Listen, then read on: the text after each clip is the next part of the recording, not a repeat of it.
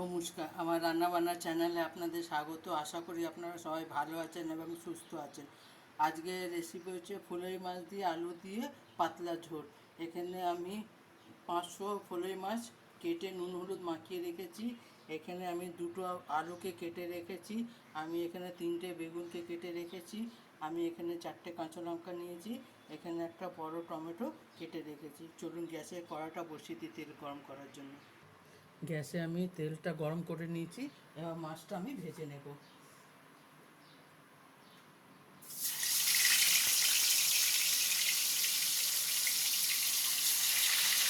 গরমকালে এইভাবে একবার ফোড়ন মাছ রান্না করে দেখবেন। গরমকালে এটা খুব ভালো লাগে।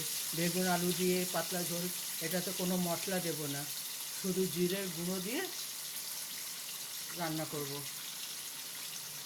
কোনো আদা রসুন পেঁয়াজ কিছুই দেব না।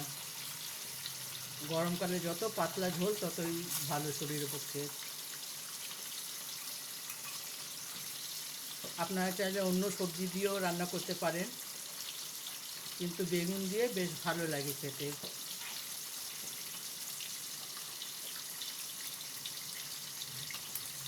এটা রান্না করবেন, এটার সঙ্গে একটু পাতিলেবু নিয়ে নেবেন, তাহলে খেতে আরও ভালো লাগবে।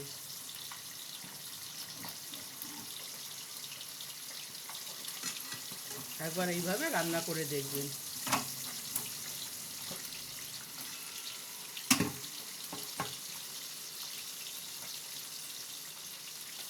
এক পিঠটা হোক, তারপর দেখাচ্ছি।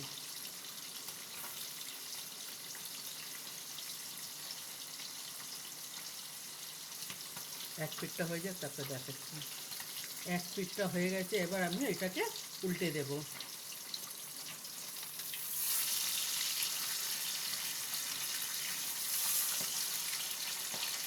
গরমকালে এইসব মাছ খেতে ভালো লাগে, পাতলা ঝোল।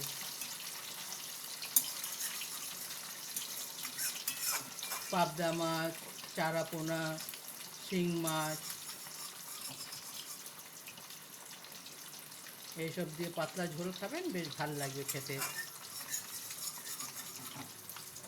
আপনার শরীরও ভালো থাকবে আর খেতেও ভালো লাগবে।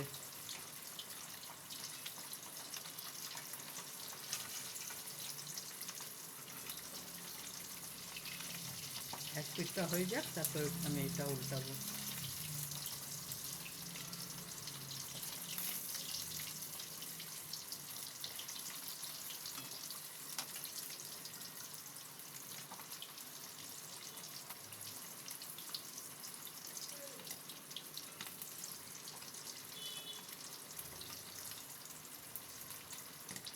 এটা হয়ে গেছে, এবার আমি এটাকে তুলে নেব। খুব কড়া করে আমি এটা ভাজছি না।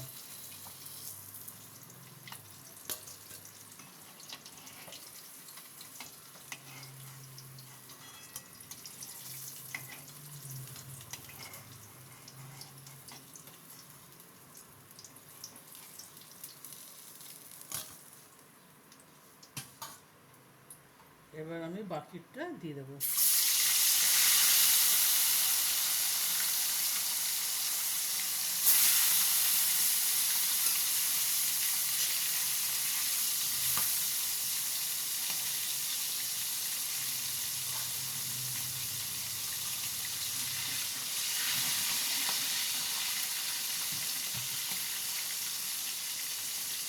এক পিঠটা হয়ে যাক, তারপর দেখাচ্ছি।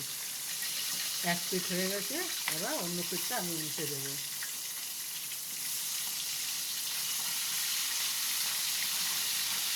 আর এক পিঠ ভাজা হয়ে যাক, তারপর দেখাচ্ছি। ভাজা হয়ে গেছে, এবার আমি তুলে নেব।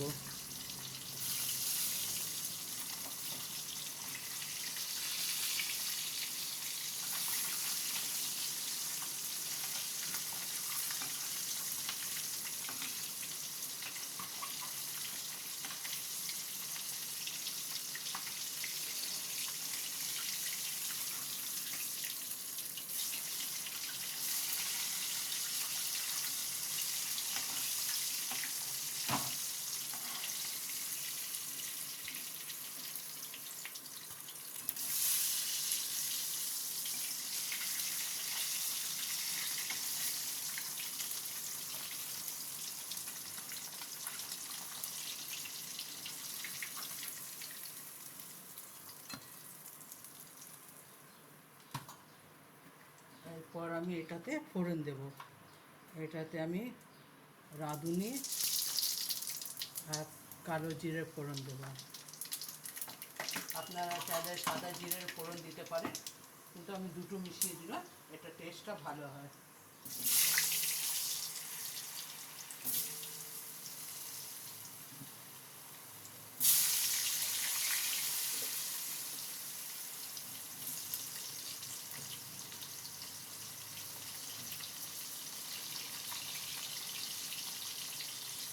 কাঁচা লঙ্কাও দিয়ে দিলাম।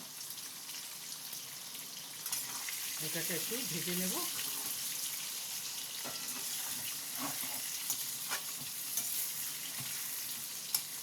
কারণ বেগুনটা তাড়াতাড়ি গলে যাবে, সেই কারণে আমি আলুটা প্রথমে কষে নিচ্ছি।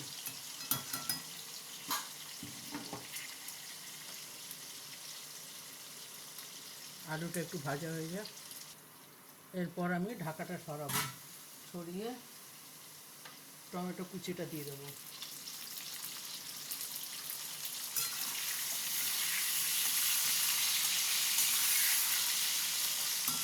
টমেটো কুচি আর এটাতে এর পরিমাণ মতো নুন দেব।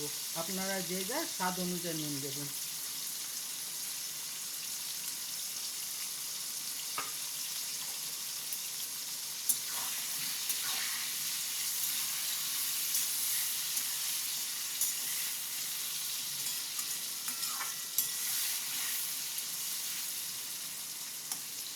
এরপর আমি 5 মিনিটের জন্য ঢাকা দিয়ে দেবো।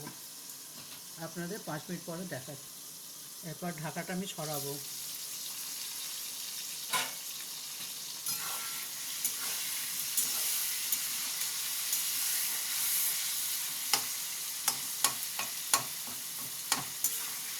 এই সময় টমেটো দিলে টমেটো ভালো মতো সেদ্ধ হয়ে যায়, নাহলে এখন এই টমেটো সেদ্ধ হতে চায় না। তো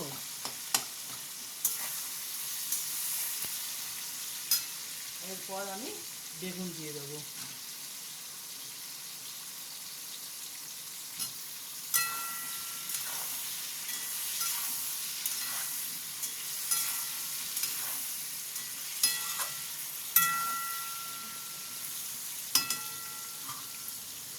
বেগুন দিয়ে আমি 5 মিনিট ঢাকা দিয়ে দেবো। 5 মিনিট পরে দেখাচ্ছি। এরপর আমি ঢাকাটা সরাবো।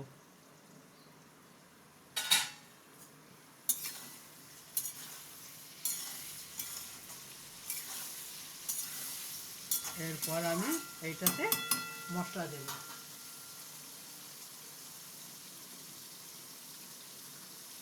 হাফ চামচ হলুদের গুঁড়ো, আমি 1 চামচ জিরের গুঁড়ো আর হাফ চামচ ধনের গুঁড়ো।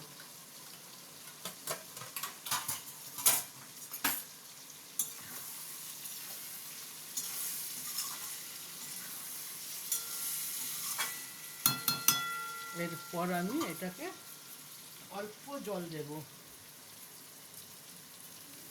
দিয়ে 2 মিনিটের জন্য ঢাকা দেব। এরপর আমি ঢাকাটা সরাবো।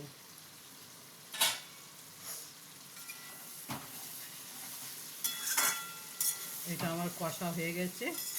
এরপর আমি এটাতে পরিমাণ মতো জল দেবো। যেইটুকু ঝোল রাখবো আমি ওইটুকুই জল দেবো, তার বেশি জল দেবো না। আমি এক গাদা ঝোল রাখবো না, আমি অল্প ঝোল রাখবো।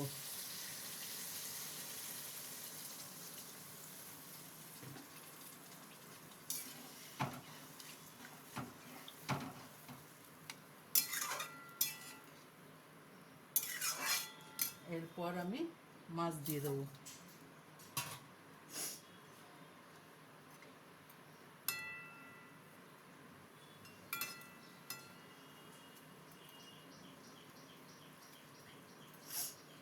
একবার এইভাবে অবশ্যই আপনারা রান্না করে দেখবেন, কেমন হয় আমাকে কমেন্ট করে আপনারা জানাবেন। আপনারা আমাকে কমেন্ট করেন না, কিছু করেন না, সাবস্ক্রাইবও করেন না। আর একটু জল দিলাম, দিয়ে এরপর আমি একটু চিনি দেব, কারণ আমি বেশিরভাগ তরকারিতে চিনি দিই ব্যালেন্স থাকার জন্য, টেস্টটা থাকে, এই স্বাদটা বেশ ভালো থাকে। এরপর আমি এটা ঢাকা দিয়ে দেবো 5 মিনিটের জন্য। এরপর আমি ঢাকাটা সরাবো।